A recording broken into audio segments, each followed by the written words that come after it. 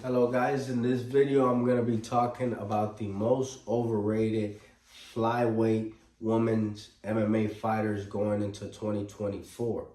My first and most overrated flyweight UFC women's MMA fighter is going to be Rose Namajunas. Rose Namajunas, however you want to say her name. The reason she is overrated is because the UFC has built her up. She was a good fighter back 5 years ago when women MMA and women fighters were not as complete. They were all one-dimensional, and she was getting away with her striking and power and good kickboxing. But the reason she's just not effective anymore and has been on a downtrend a little bit in her career is because she does not have good fight IQ. Her and her coach, which is her husband, do not have good fight IQ. You can definitely see with the Carla Esparza fight where she was winning the fight at first and then she just decided to not be aggressive in the next 3, 4, 5 rounds. Let the girl land shots, didn't put out any volume. She just rocked around, looks good, good head movement, good everything, but does not actually try to swing, hit, and be aggressive. Another thing is, since she's smaller in frame, she does have good technique, but since she's smaller in frame and has a smaller physique compared to a lot of the girls, she can be dominated and held like she kind of got done with the Erin Blanchfield fight, which was her most recent loss. So definitely, it's not because of her skills, but I will say because of her size, her age, and the fact that her and her husband seem to be some kind of delusional people that do not have fight IQ. She'll be down on a fight and she acts like she's up. She's up on a fight and she just decides to not be aggressive, and it's just crazy how she fights. How she fights, it just doesn't make sense. She's very good technically, but her fight IQ makes her be an overrated fighter. My next overrated fighter in that weight class is going to be Karine Silva. Karine Silva, before her last loss to Viviane Araújo, was 5-0 in the UFC. She was running through everybody. She was finishing everybody, but she was finishing a lot of younger, up-and-coming prospects just like her that weren't complete fighters just yet. The thing about Karine Silva is she's very physical, goes forward. She just tries to slam you or take you down and finish you via submission. But with what happened with her last fight, Viviane Araújo is just as physical as her or more physical. She was not able to go through her. And because she wasn't able to go through her, she wasn't able to take her down, and Viviane Araújo schooled her to a unanimous decision win. Even though Viviane Araújo had like a 12-5 record or 11-5, and this girl had like a 18-19-4 record.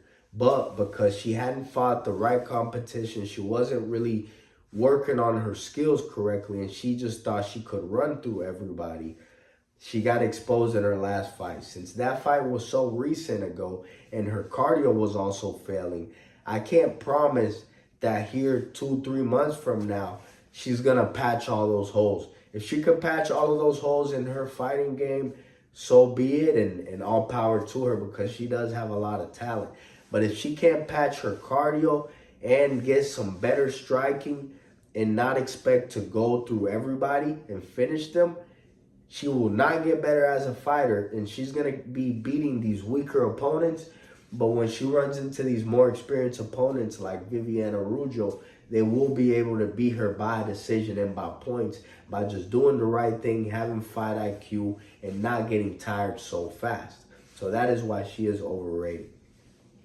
Lastly, Luana Santos. The reason Luana Santos is very overrated right now, she's coming off of a loss. So she was 8-1 before. Now she's 8-2. So she doesn't have the momentum that she did before.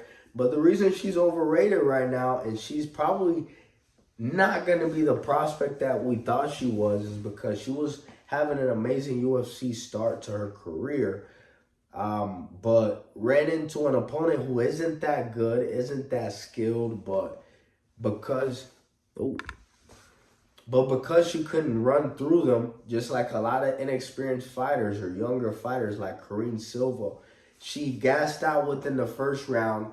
All her technique, or the little technique that she had, went out of the window. She's mainly a submission artist and a jiu-jitsu person. But before you do the jiu-jitsu fight, you got to be able to get that fight to the ground. She was overconfident. How she fights, she is overconfident. Can't get the fight to the ground as much as she would like to. And when she doesn't get the fight to the ground, you see her swinging overhands like this and causes her to look terrible. And even if you land good shots, it just doesn't look good to the eye. And that's why you're going to get a lot of lost decisions in your record and a lot of negative scorecards, because she loses her technique after she can't go through her opponent. Her cardio goes out the window. And when her cardio and her technique goes out of the window, this girl becomes literally defenseless. She can't defend herself.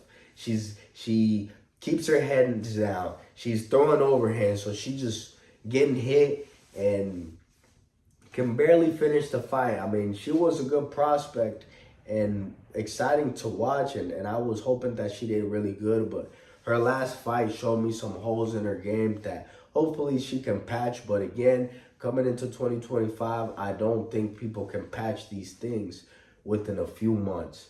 I hope this video finds you guys well. I hope this information helps. And those are definitely 3 fighters to see and try and fade in the next coming year, which are going to be Namajunas, Luana Santos, and Karine Silva. Thank you guys. Have a nice day.